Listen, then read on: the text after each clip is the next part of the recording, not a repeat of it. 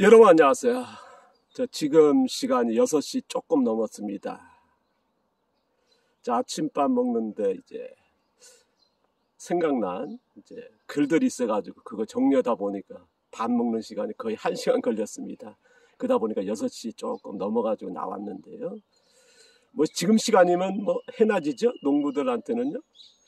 한창 일 알고 계실 건데요. 지금 봄이 되니까 다들 바쁘신데 저도 무지무지 바쁩니다.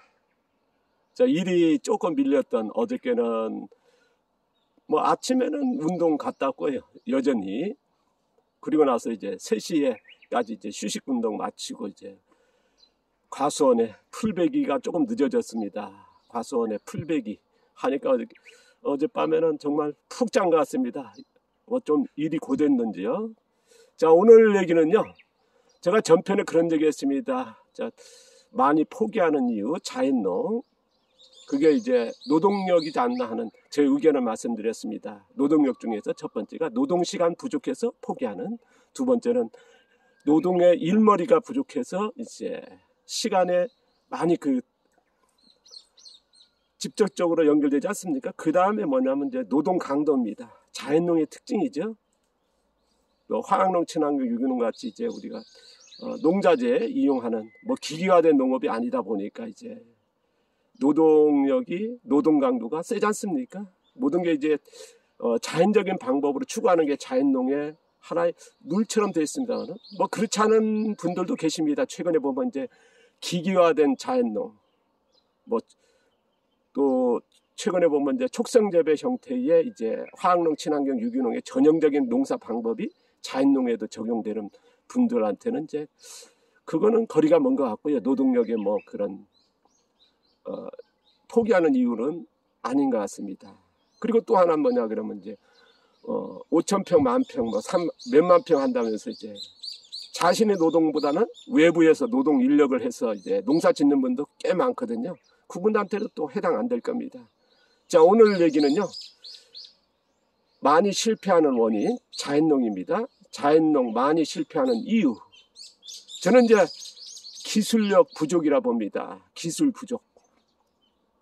아까도 말씀드렸습니다만 자연농 같은 게 어떻습니까? 자연적인 방법으로 추구하는 농업으로 한다 그러면 아마 기술이 부족으로 인해서 좀 많이 힘들어하지 않을까 하는 게 저희 견해입니다.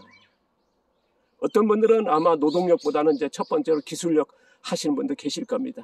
그러나 현장에서는 저희 생각을 말씀드리는 거니까요. 아마 노동력이고 그 다음에 기술 부족. 어떻게 보면 기술 부족이 또 첫 번째일 수도 있고요.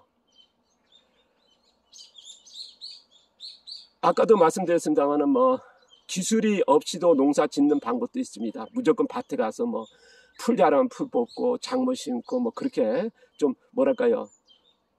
기술이 없이도 가능한 그런 원시적이라 표현할지 모르겠습니다. 자연적이라 할까요? 그런 방식을 하시는 분이나 아니면 아까도 말씀드린 화학농, 친환경, 유기농의 농사 기법인 촉생재배를 해서 최근에 많이 확산되고 있지 않습니까? 그분들한테 기술이라고 하는 게 큰 기존에 나와 있는 걸 이용하니까요. 단지 자연농일 뿐이고요. 그 다음에 대규모 하신 분도 마찬가지일 겁니다. 저는 자연농의 본류로 기본적으로 한다 그러면 기술 부족을 왜 꼽냐 그러면요. 첫 번째가 제일 어렵다고 하는 토양 아닙니까? 토양에 어쨌든 넣어준 비료에서 촉생재배 하신 분은 관계없겠습니다만 토양에서 작물의 양분을 생산해야 되니까 토양을 알아야겠고요. 비료 사용을 알아야겠죠. 그러니까 이게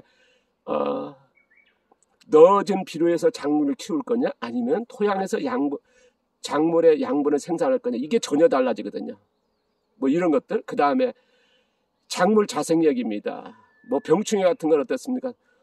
외부적인 환경으로 해서 병해충을 한다 그러면 전통적으로 자연농을 주역하신 분들은 어떻습니까?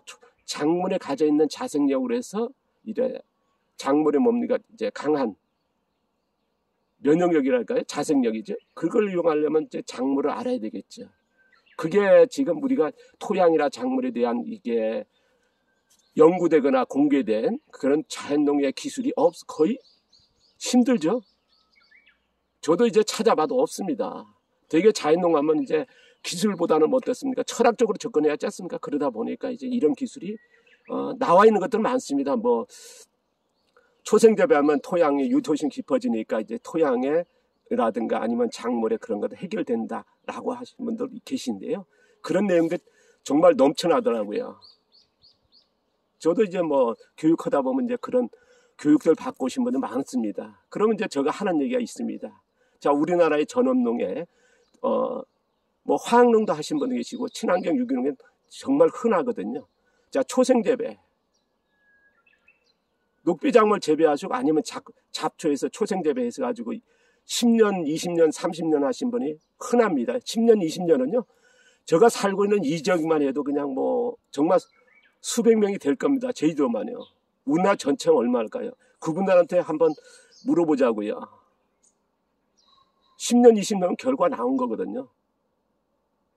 자, 그런 것들이 지금 어떻게 보면 정말 기술이 모르겠습니다. 기술이 그게 맞다고 하시니까 하겠지만은 저 같은 경우는 좀 뭐랄까요, 잘못되지 않았나, 부족 아닌가 하는 제 생각을 가져보고요.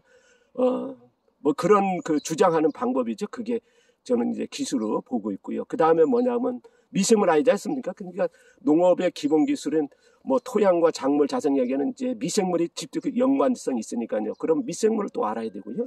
미생물에 대해서도 지금 우리나라의 농업 자료에서 찾아보는 거 거의 힘듭니다. 우리가 종균 배양하는 미생물이 중점되어 와 있거든요. 그렇지 않습니까? 그러다 보니까 이제 그런 것들 뭐 미생물 많아야 된다. 이걸로 된다 그러면 저도 그거에 대해서는 제가 동의 못 하겠고요.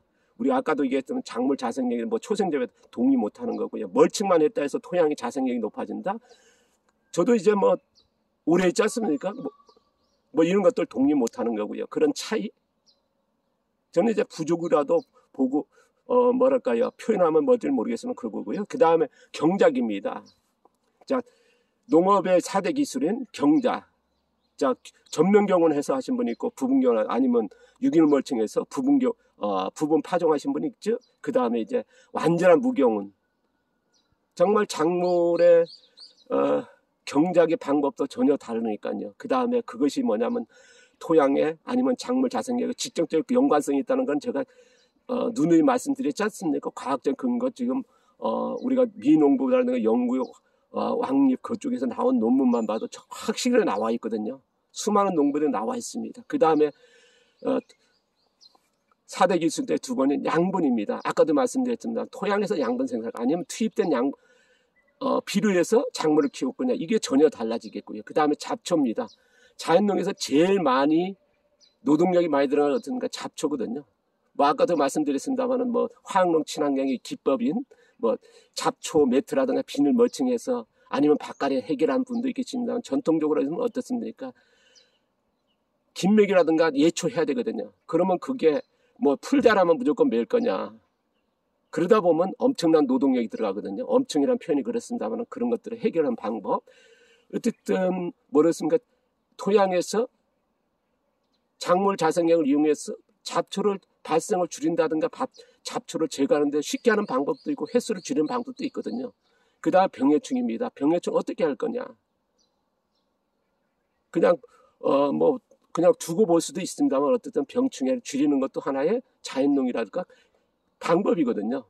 그 작물 자생이 높여야 된다는 거거든요. 그럼 병해충을 줄일 수 있는 뭐 이런 것들이 그래서 저는 종합적으로 기술 부족으로 꼽고 있습니다. 제가 이제 특강이나 창업교육하고 현장에서 많이 보고 지금도 농사 지으면서 느끼는 게 뭐냐, 기술은 지금 나와 있는 기술을 찾기도 정말 어렵습니다. 자, 화학농, 친환경, 유기농의 기술 가져가지고는 안 되거든요. 근데 자연농에서 기술이 거의 뭡니까 이제 기술보다는 철학적으로 정보는 넘쳐나죠. 그래서 자연농은 기술이 아니라 철학이다.